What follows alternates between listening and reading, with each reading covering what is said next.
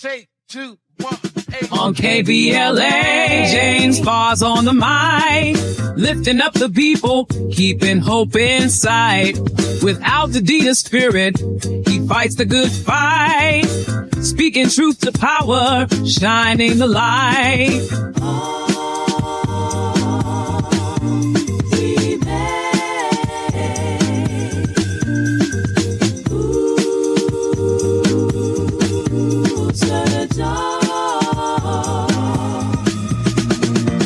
Flames try to break us, but we're standing tall. Lost our homes, but we ain't lost at all.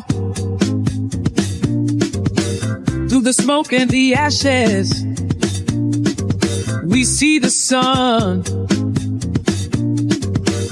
Altadena's fight has just begun. Just begun. We'll rise again. We'll build it strong. Through the struggle, yes, we belong. Hand in hand, through dust and pain, Altadena's heart remains.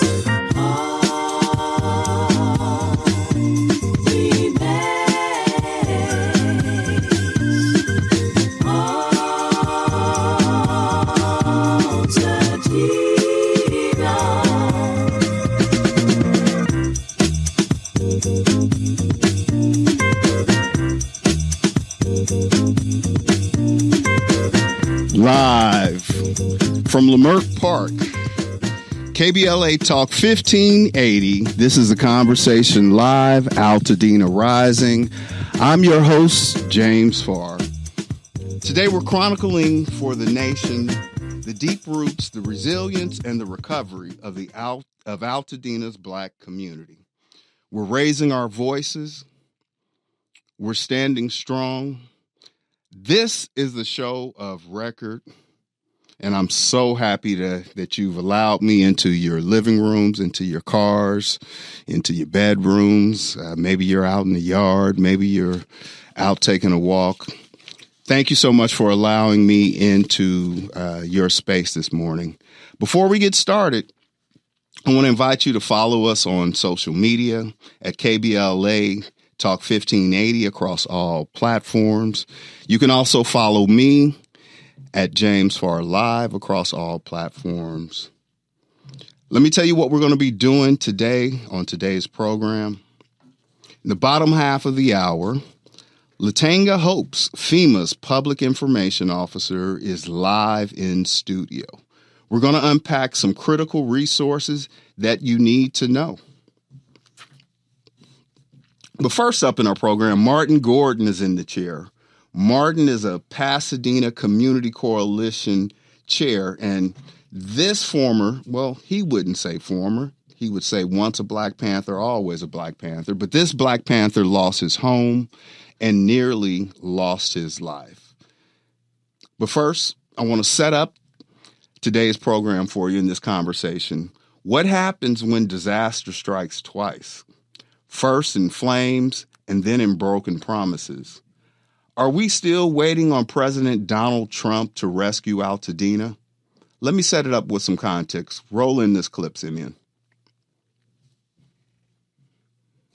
Look, that then the President of the United States came out and he went to other places and didn't have time to come to Altadena.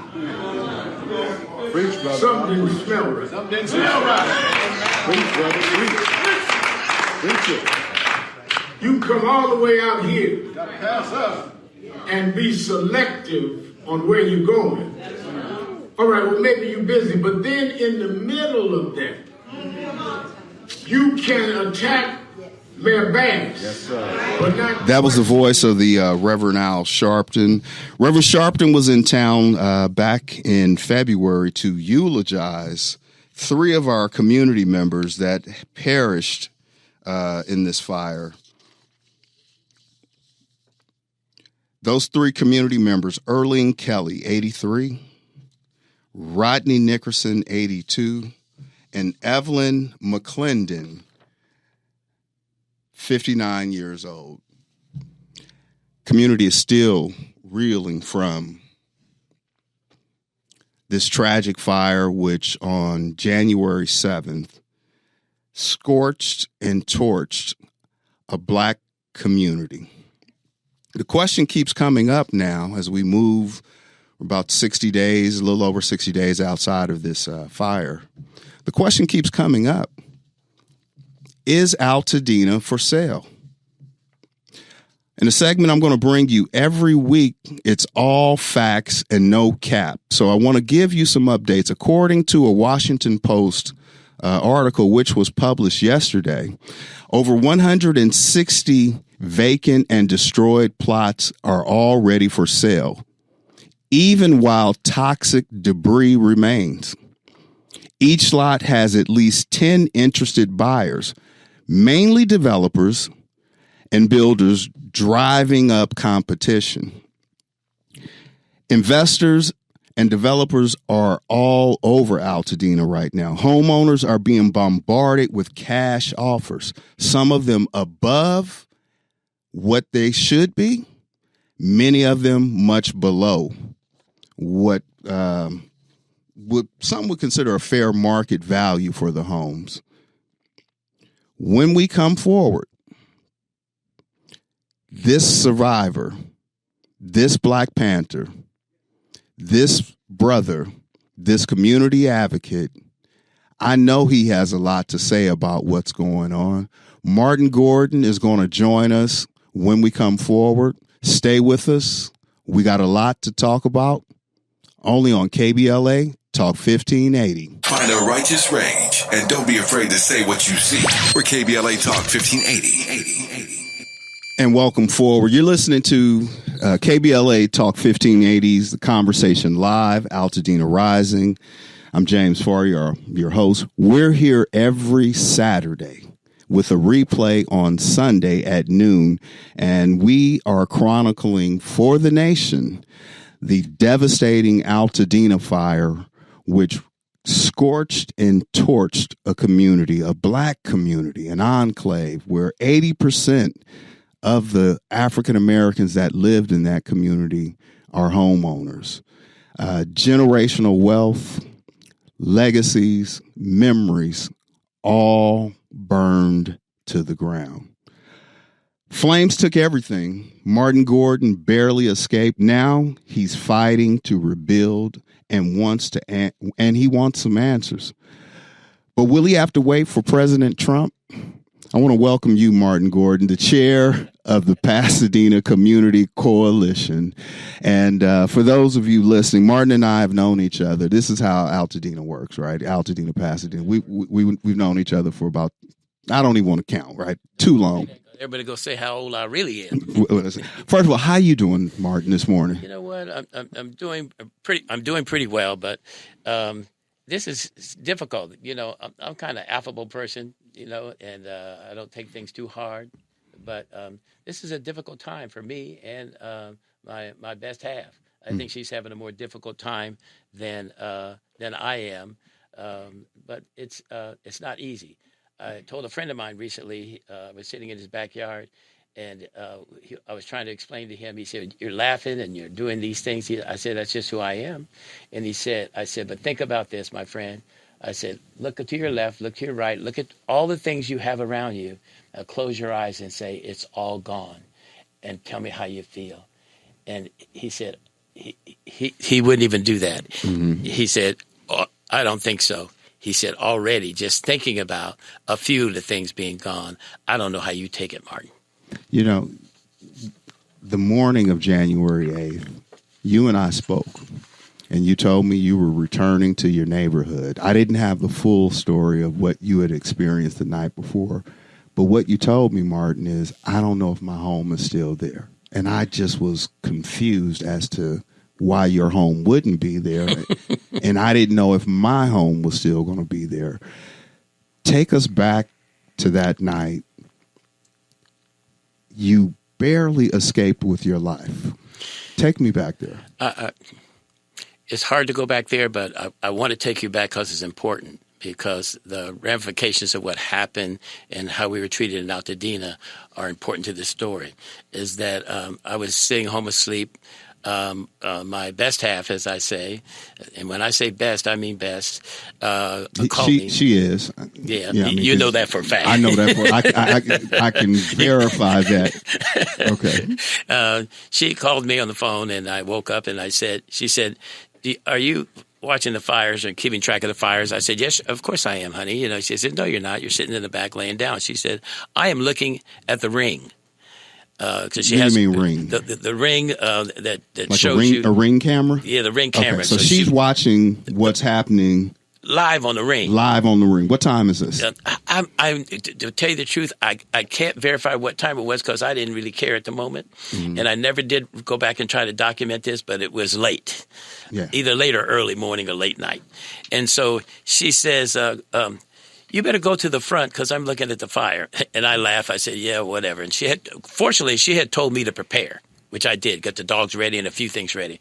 I walked to the front of the building, my house, and I looked out the window and I saw fire like you see on a movie coming at me. Mm-hmm. I said, but it's not really that close. Mm-hmm. So I went outside and I opened the door. Mm-hmm. I looked across the street at my friend's house. And I went, wait a minute, this is about 3 or 4 football fields away. I think I'm in trouble. I was still talking to my wife on the phone, and the phone went out. Although the power went out, I went, I said a few things. I went, holy crapola, this is real. I ran back in the house. She had told me my son was coming. My son showed up shortly thereafter. We pulled together whatever we could. We went down the hill. So I think when you say 3 to 4 football fields, that may seem like a long ways away, but that's basically a city block. That's a couple of blocks at most, right? Well, here's the issue. I went down the hill. My son and I, we got ourselves down there. I said, I think I better go back. I took my nice little old car down there. I said, I got to go back and get my wife's car right now, or I'm going to be in trouble worse than a fire. She said, why didn't you get the good car, which is mine, right? Uh-huh. And an officer down there said, sir, you won't be going back up there. Your house is gone. So I left just in the nick of time. As if I had stayed longer, which I was thinking about doing, saying, it was surreal. I just didn't believe it was going to happen. We've had that before. Some have described the combination of the winds and the flames as blowing like a sideways, like a blowtorch. It was just surreal. And for us up in Altadena, we see it all the time without a fire, right? But with a fire, you're like, you don't know where it's going, where it's coming from. And as that thing started getting closer and closer, I realized that the wind could blow, and within a few minutes, which is what happened once I left, we could all be engrossed by the entire, encompassed by the entire fire. So where are you and your family at now? So the next day I talked to you. We met up at Pasadena Church. Right. At Pastor Kerwin's. They were doing some outreach and helping people. And I hope you don't mind me saying this, but you lost everything. Like, you had no wallet. You had no ID. You had no bank card. You had to rely on friends to help you just buy a soda pop, right? Like just something real basic. But where are you guys at now? Oh, well, I'm staying with my son in an undisclosed location. Sometimes people want, I know people want to help, but sometimes we just need to have that respite from all of this issue. So I'm staying with my son, and my son's been really good at making sure that me and my wife are comfortable and happy and get everything we need. So I'm so happy that he was able to do that for us. In the meantime, I'm sure he'll be glad to get rid of us also. Actually, not so much. He said, Dad, this is the best fun I've had in my life. I see you every day. And he always talks about, you're in the community all the time. What about me? And not in a mean way, but he said, I get to see you every day, Dad. This is the most fun I've had in a long time. So that's a good thing. Unofficially, your wife, Sister Jean, said, when are you going back into the community? Because that's where you should be. Because I kind of heard that night you were watching football or something. and so you're telling a different version of the story that I heard, that you were kind of not really paying attention. That's what she told me. Well, that's a fact. Because, that's a fact. Once I get, there's not often times I have time to actually truly relax. And she'll tell you just something different there a little bit, saying, that guy is always there when you call him. He's always there when you call him. And so when I have that little respite, late at night, I might sit down and have a little glass of wine. I won't say, or something like that. Something like that. It's something like that. And, I want to relax. Let's go into your community work, right? Like, you're the chair of Pasadena Community Coalition, right? Correct. Some would call you a rebel rouser. Some would call you a disruptor. Some would call you an activist, right? What is Pasadena Community Coalition? I've been asked that so many times, and I keep saying different things, and then I realized something that I said early on that I actually have on the website. Pasadena Community Coalition actually is a watchdog for our community. When I say watchdog, I feel like the Community Coalition is an advocate. It organizes people around what needs to be done for quality of life issues, et cetera. But the main thing is we start out as a watchdog, and when we see something in our community that is wrong or something that needs to be attacked in a way to better the quality of life of the community, that's what the Pasadena Community Coalition does. And as part of that work is to organize different people around different subject matters, because we deal with police accountability, as you know, affordable housing, absolutely, economic equity, educational equity, and the pipeline to the prison also. And police accountability was one of our major issues, but economic and equity and educational equity and affordable housing are major issues. And now with affordable housing, guess what?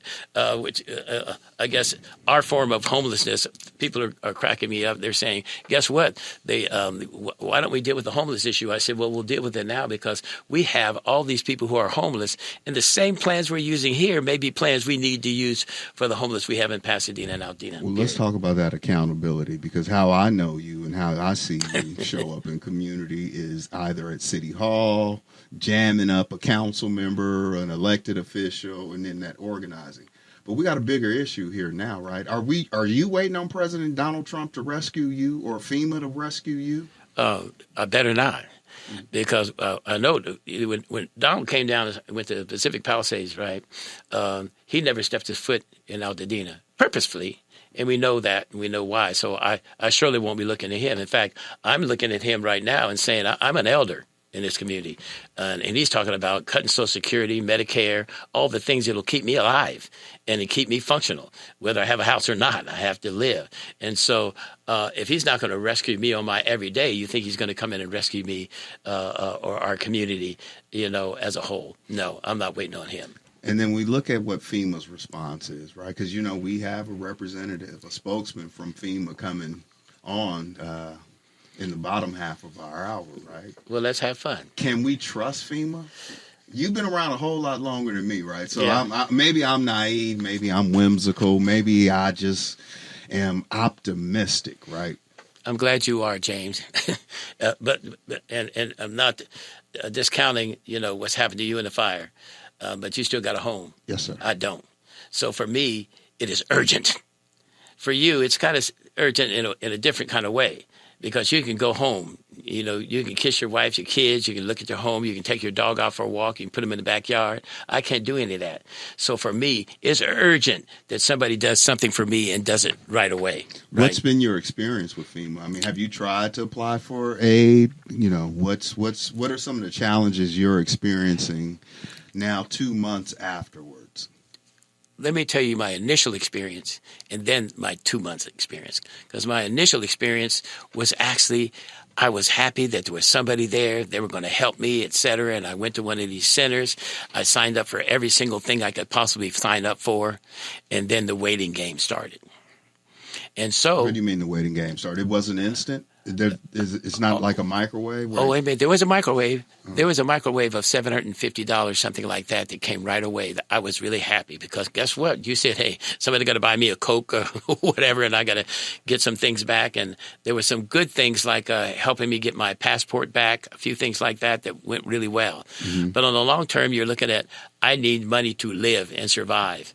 And to this date, I believe that I may have been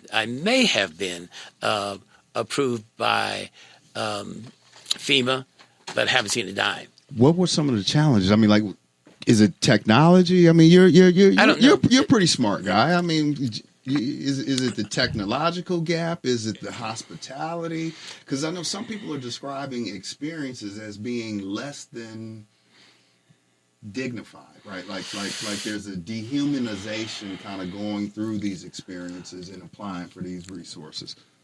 Yeah, well, there's a couple of things. There's a couple of things here. Some of them are FEMA, some of them are not FEMA related. Let's talk about FEMA though, because they're listening. You know, yeah. and I want you to send that message. Well, I want to say that the people that actually work at FEMA that are giving you, taking your information, I don't want to get down on them and say that they were not undignified. Some of those people were really, really nice and gave us a feeling of they were there to help. Mm-hmm. But once that paper was signed, that went away. Because when you called for follow-up, when you tried to find out what was going on, you would say, well, am I okay? Am I going to be processed? Am I going to get some money? What does that mean? What if I don't have insurance? What if I do have insurance? You know, what if I don't have a car right now? What if I don't have a place to live? And you say, I need help right now. It's like a silence. Wait. Hurry up and fill this out and wait. Wait. So can you wait? No, I can't wait. So this is why you see everyone trying to go get a GoFundMe and a this and a that. But interestingly enough, if 5,000 people have a GoFundMe, how much money do you think you're going to get? And I'm not seeing it. Magic Johnson doesn't come to GoFundMe.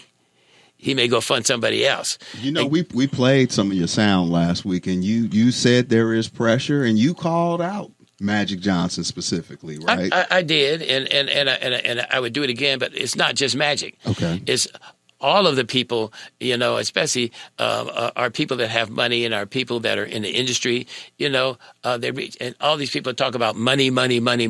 Stop telling me about money. Come down to 35. Here's my address. Anybody can come. 3525 McNally and give me some money.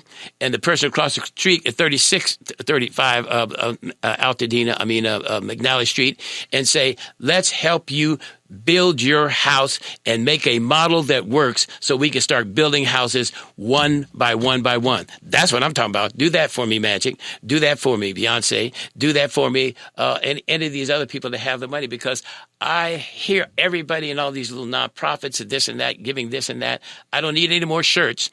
I need somebody to help me build back my community and build it back black. I'm going to give you the last 30 seconds, Martin. How can people reach you? How can they get in contact? How can they support you in the work that you're doing, helping you get back on track? I mean, this is our elder. This is a Black Panther. This is someone, as Brother Tavis would say, is chronologically gifted. I'm gonna give you the last 20 seconds, 30 seconds to tell people how to do that. You can reach me at, here's my phone number, the same phone number for 50 years, 626-786-5204. And my email address is FUBULEGAL@hotmail.com. That means FUBU legal, so don't y'all go crazy. I didn't say nothing bad. All right, Martin. You had me nervous with that FU, right? Thank you, Martin Gordon. When we come forward, we have a FEMA spokesperson in the seat. We're going to get after some things.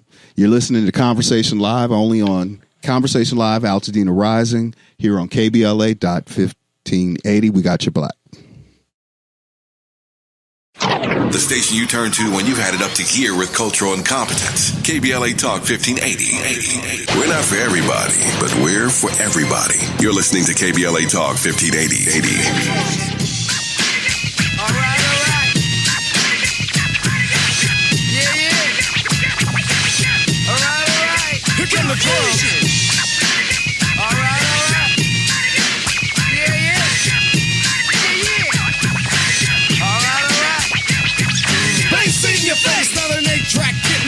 to the woods so the people give you some of that reaction to the facts that I kick in a stick, get a stay around, point to the joint, put the Buddha down. Don't get to the roots and giving it up, so turn it loose. Then again, I got a story that's harder than the hardcore course of the Holocaust. I'm talking about the what's still going on. I know where from that dumb Billy dumb from the base motherland, the place of the drum, invaded by the whack, did it whack, it fooled the black, it left us faded. King and Chief probably had a big beef, because I'm back now, I grit my teeth. So here's a song to the storm, but the shake of a snake and a smile that went along with that. Get trusted.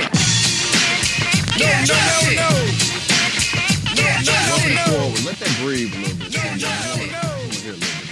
Get trusted. Kicking wicked rhymes like a fortune teller, cause the wickedness done by Jack, where everybody at the body gets All right. Welcome forward. You're listening to KBLA Talk 1580. Conversation Live, Altadena Rising, and I am your host, James Farr. We are chronicling for the nation the deadly Altadena Eden Canyon fire, which took place last January. This is the show of record, and we're exploring the resilience, the recovery, also the rebuilding of this historically Black community of Altadena. Honored to have in the seat this morning Latanga Hopes, who is the spokesperson for the FEMA disaster relief efforts here in Altadena. And we're going to get after a few things. I have some serious questions that I really want to ask you, Latanga. So first, welcome into the seat.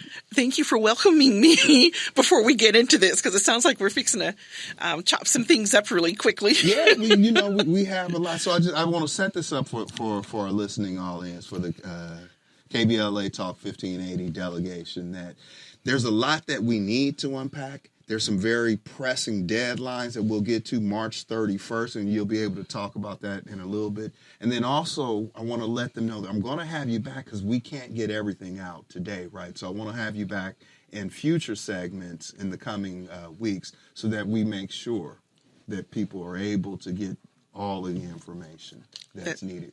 But before we get into that, sister, why should people trust FEMA, considering President Donald Trump is talking about cutting a lot of resources, and people don't trust it?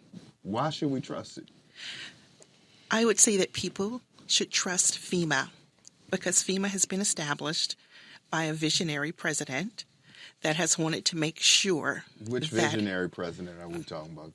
President Carter. Okay, we're talking about President Carter, President Jimmy posthumously. Carter. Okay, I'm sorry, I just didn't want to confuse. Are we talking about President Trump being the visionary or President Carter? And the wonderful thing about it is this. Our job as FEMA agents is to focus on the mission at hand.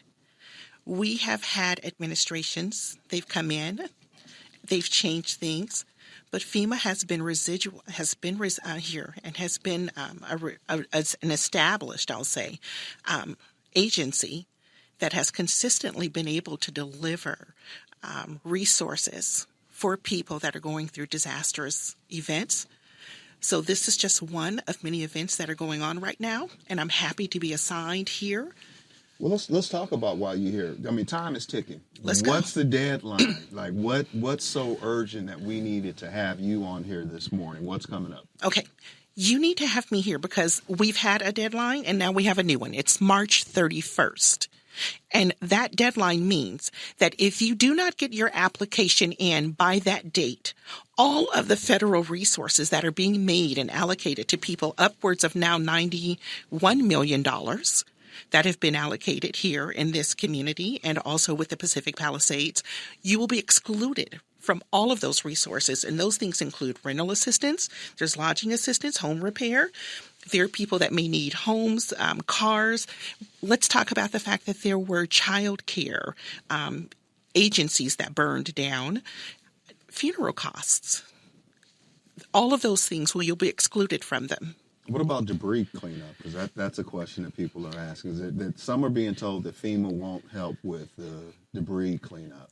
FEMA is the foundation of the debris cleanup that's taking place right now. Remember, this is a two-part phase. The first part was being taken care of by the Environmental Protection Agency, which people refer to as EPA.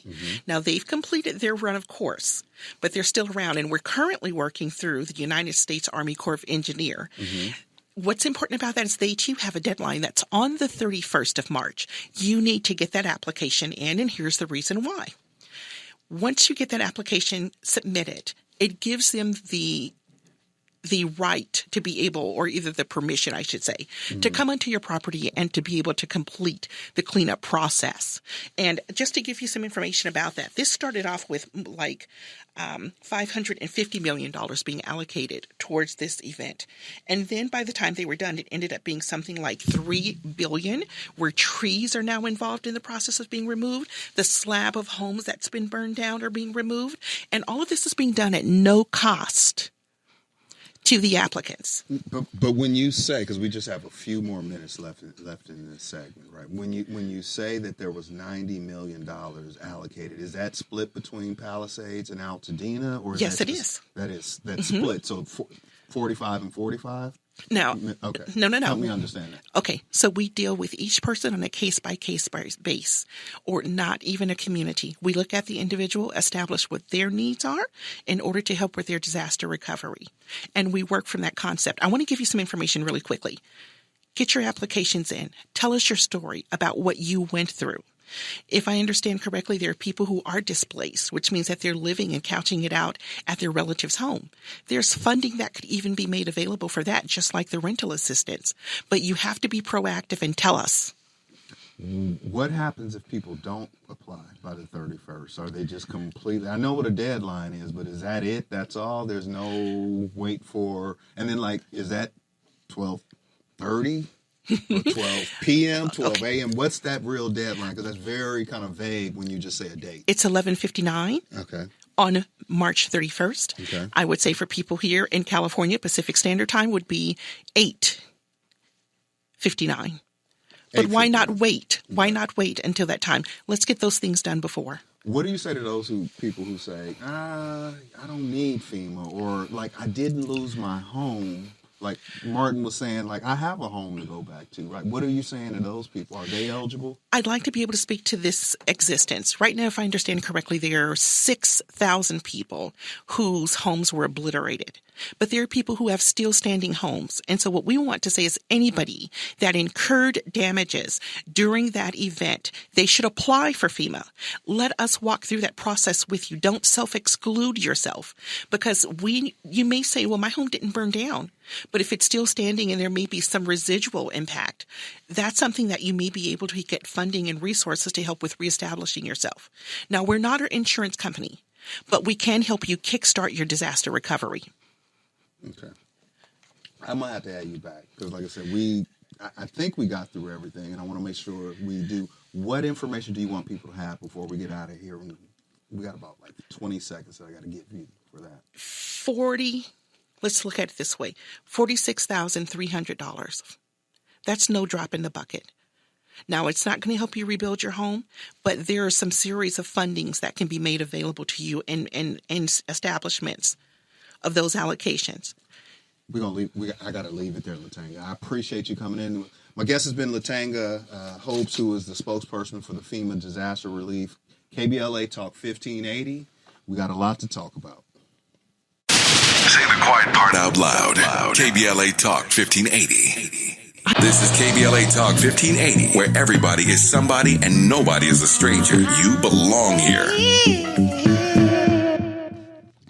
And welcome forward. You're listening to KBLA Talk 1580, Conversation Live, Altadena Rising. I'm your host, James Farr, and we are chronicling for the nation the Altadena Eden Canyon fire, which took place this past January.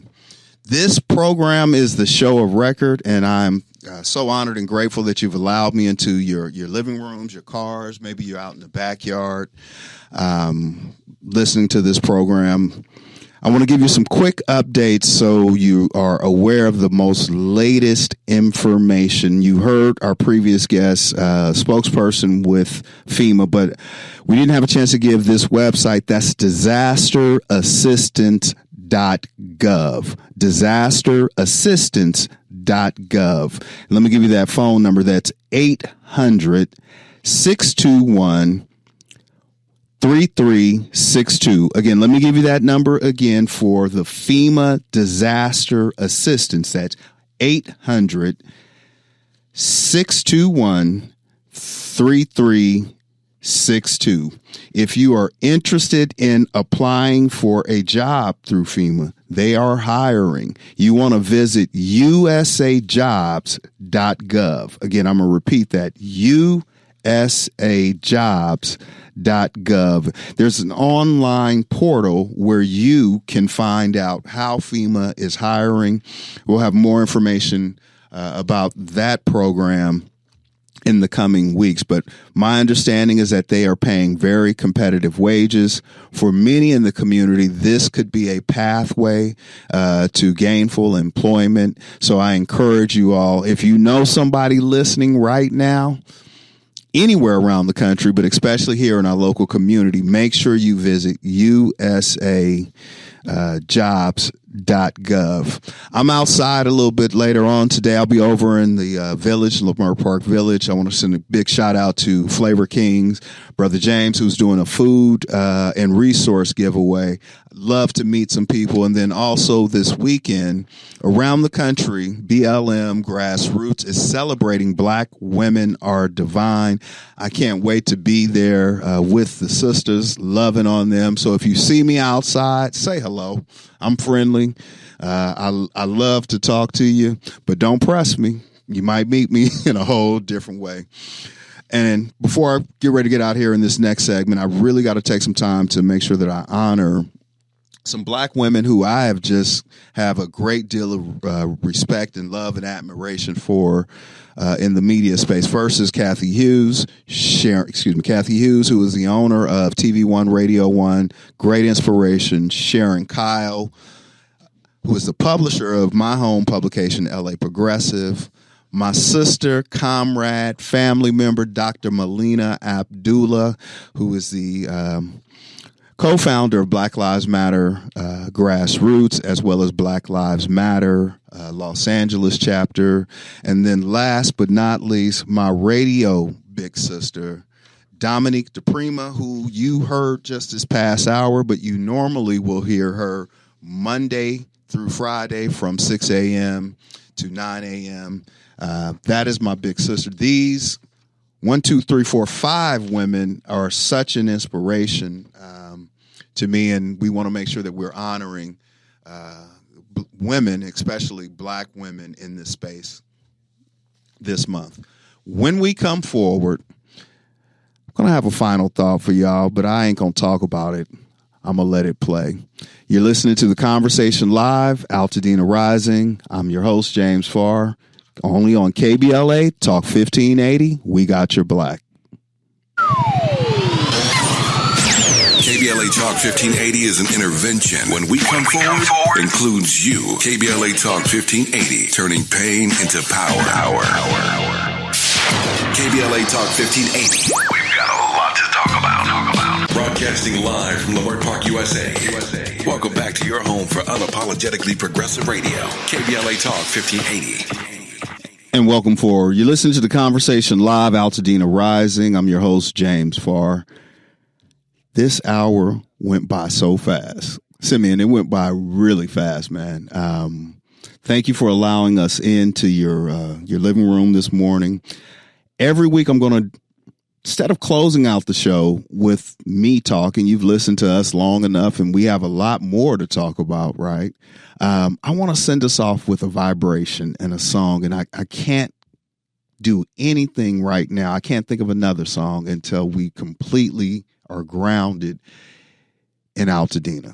Simeon, let me hear that, and then we'll talk with them on the other side.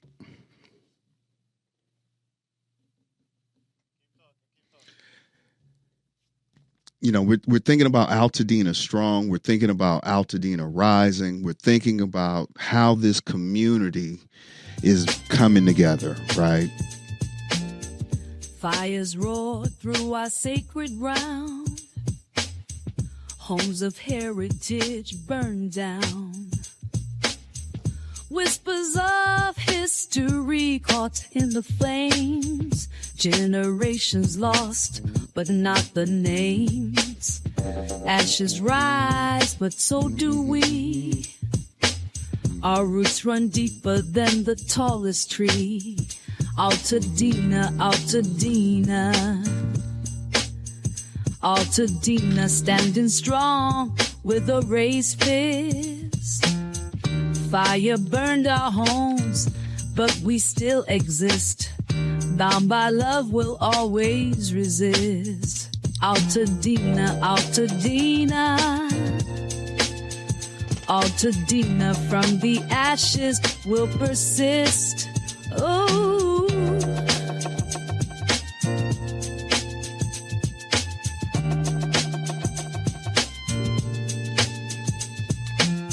Speculators circle their greed in sight, but we stand guard, prepared to fight. Elders' wisdom fuels our flame. Their sacrifice will not be in vain. Altadena stands through storm and fire, a testament to unyielding desire. Altadena, Altadena. Altadena standing strong with a raised fist. Fire burned our homes, but we still exist. Bound by love, we'll always resist. Altadena, Altadena. Altadena, from the ashes will persist. Altadena. Brick by brick, we will rise from the ashes. That's Big Sister Jane Experience. I love that song. I mean, I think I'm going to keep playing it, right, over and over and over again. That's also Big Sister Jane Experience that you hear at the top of the hour and our theme song. We got to get ready to transition over to the next show, right? The Legal Lens with Angela Reddock Wright is up next. She has an amazing show for you. All the things that you need to know from a legal perspective. I ain't a lawyer and I ain't passed the bar, but I do know a little bit. So I enjoy listening to Sister Angela every week right here on KBLA Talk 1580. And until we have another opportunity to speak with you, as always,